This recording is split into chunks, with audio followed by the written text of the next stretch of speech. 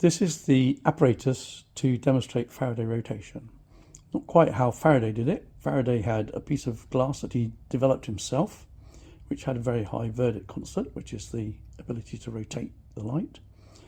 He had probably a large number of volta cells and voltaic piles, and he had I don't know what light he must have been using, sunlight, I guess, through probably through nickel prisms for the polarizing. So here we have a blue laser. We have two 25 volt power supplies in series to give us actually only except 45 volts once they're powered up. They're protected also by these diodes, quite chunky diodes here, which are to prevent any damage to the power supplies from working in tandem with any back EMF should something go wrong. We have a push button so that you get a momentary contact, because there's about 9.5 amps, which will heat up this coil, this solenoid, quite well. So we only do it momentarily. All we need to do is a blink. Currently I have the little blue laser here is shining through this bar of lead crystal. Now, the lead crystal is not perfect. It's not designed for light to go through. It's actually for using glass works. But we've had the ends cut and polished, give us our best chance. And you see a perfectly round dot comes out the other end as a sort of lozenge-shaped squidge.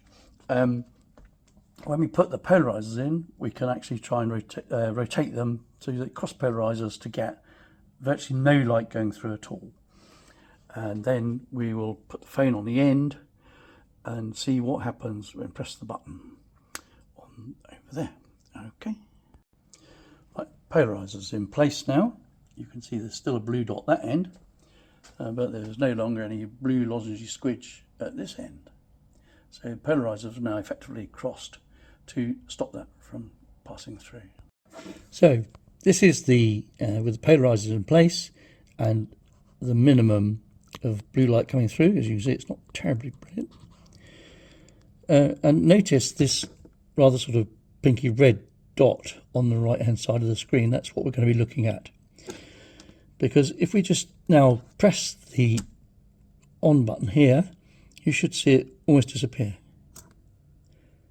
See?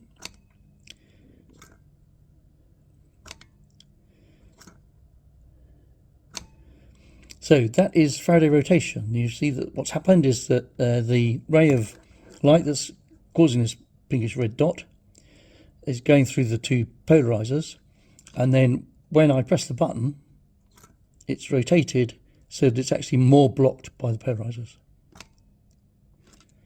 Faraday rotation.